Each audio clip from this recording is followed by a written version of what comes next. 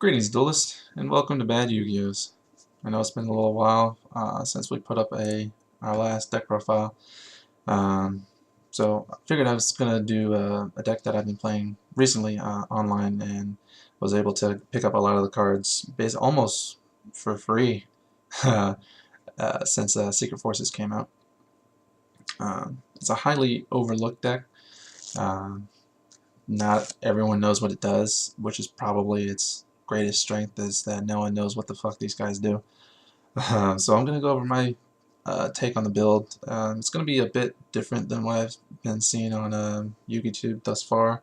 Everyone's playing offhand builds, which I would assume mine is no exception, but still, I still think mine is the best, and if you don't think so, challenge accepted. Alright, so let's get right into it.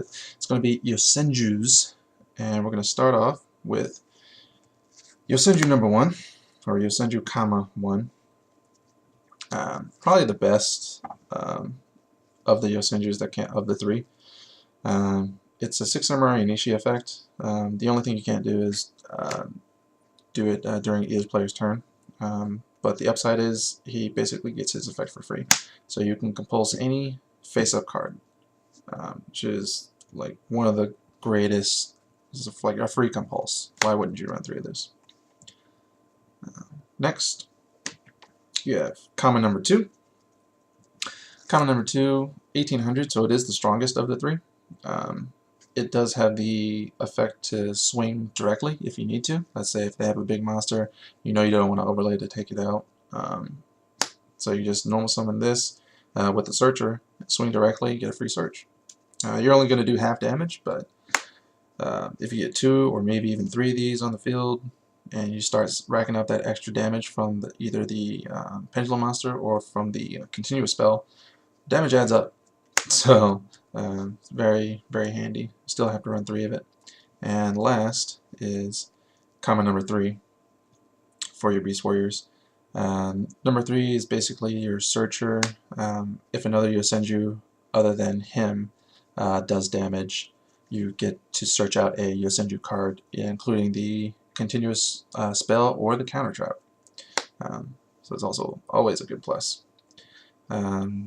Its effect does not stack, so if you have 2 of them on the field and you swing with 1 monster, you do not get 2 searches, which is kind of lame, but it's still a really good card to have. The fact that you can use this card to search out the counter trap or use a continuous spell to search out the counter trap is always great.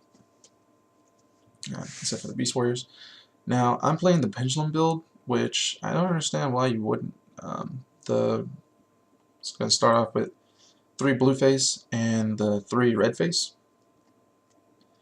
3 blue face and red face, they go well together. Red face has the pendulum effect to change its scale from 5 to 11, which can be handy if you just have 2 red faces. You can just pendulum both, change one of the scales to 11, so you have 5 and 11, and then you can just bring out your boss monster, which I'll get to in a second.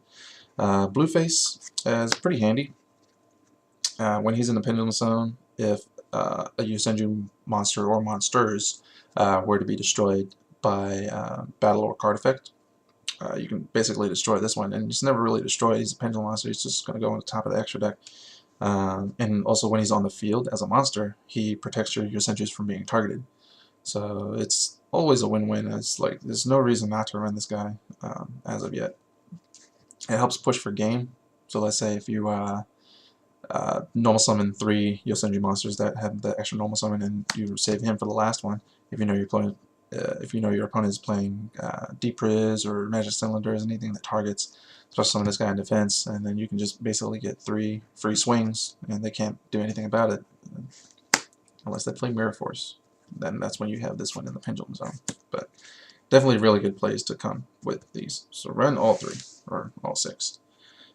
2 of the boss monster, don't have this one yet. Basically got this one. It's only like $8. This entire deck you can just get for like a quarter, I think. But the boss monster will cost you. Boss monster, he's pretty good. You can have him in the pendulum zone. If you have 2, they do stack. When he's in the pendulum zone, when your Yosenju's attack, you can use this effect during the damage step, increase their attack by 300. Like I said before, the buffs in this deck really do count. You can OTK, so really consistent when this guy is in the pendulum zone. And they do stack, so one will do +3, the other one will do +3. That's an extra 6 for all your monsters when they're swinging. So it's why not, right? It's a level 10. It's another reason why I like this card, because when you pendulum summon him, his monster effect is a double compulse. So whenever he's normaled or specialed, you can bounce 2 cards on the field. It's like a mini Mistworm. And there's really good combos with him. Let's say if you have one monster and you get your extra normal summon. When you normal summon your next monster, you contribute both of those monsters, and let's say if you have vanities or something like that, vanities effect to destroy itself is on a separate chain. So basically, normal summon, tributes go to the grave, vanities effect will trigger during as a separate chain. So chain link 1, vanities, chain link 2, this guy. So chain link 2 will resolve first. You can compulse 2 cards. You can choose the vanities before it destroys itself. So that's one of the reasons that drew me into this deck. Like the very tricky combos you can come up with this deck is just amazing. And it's a level 10, so you can bounce towers. So why not? You know what I'm saying? That's it for the monsters. On to the spells and traps. I'm going to do a little bit different. Another reason why I played this deck is because I decided to run the Power 9, or my version of the Power 9. So we have 1 Regeki, 1 D Fissure, Snatch Steal, 1 Day of Peace, and Divine Wind in the Mist Valley for the 1 of spells. I'm about to cut this card, actually, because every time I've drawn this card, drawn this card or played it online, whenever this comes in, I just don't want to use it. Because I don't want my monsters to stay on the field, because I'm always going to have pendulum monsters for the counter trap. I just want my field to stay empty for like the torrential or whatever. So pretty much going to cut this card and make this into a Macrocosmos. Macrocosmos would have been monstrous in this deck, so definitely want to change Divine Wind and Mist Valley back to Macrocosmos. Along for the other one is Compulse, Bottomless, Warning, and Torrential. Power 9. You're thinking like, what are the other one-ofs that you want to run in this deck? You can do Soul Drain, maybe, if you want to main deck it or side deck it, but honestly, Macro is just going to do the same job as Soul Drain, but more. Using Macro, Necros can't use their monsters to discard and search, anything like that. Monsters won't be able to activate their grave effects still, because they won't hit the grave in the first place. And it's not really detrimental to your own deck, because all your monsters are just going to bounce back up to the hand. So always good. Play Macro in this deck. More spells. We have Triple Tenki, because all the ones you want to search out are Beast Warriors, which is amazing. Coming from Bujins, like this deck is, I feel like I would shit on Bujins with this deck, but I still keep my Bujins very close, near and dear. Rest in peace. 3 dualities. Now this is so good. Everything in this deck normal summons. There's no reason not to play triple duality. You're like, oh, hey, what if I want a pendulum summon? No. Just keep normaling out the yin yang. Okay? Run this. This card. The best card to top deck anything. This is basically the nuts. This is 2 more Snatch Steals. This is what this is.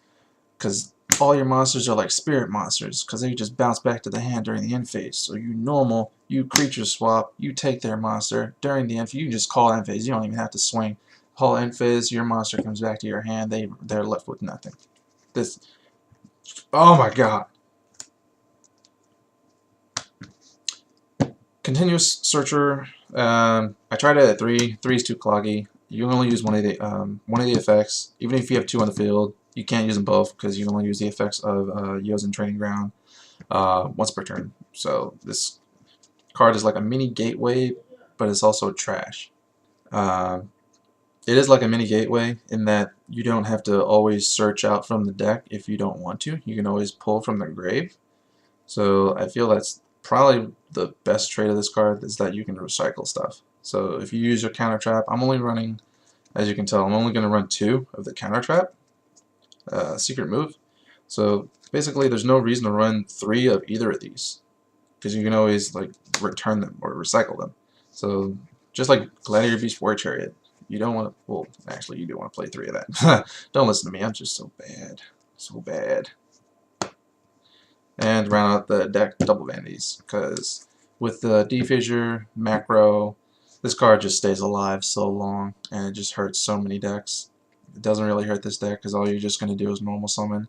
You rarely pendulum summon. When you do pendulum summon, you're basically going for game, but yeah. Play the vanities. Super stun.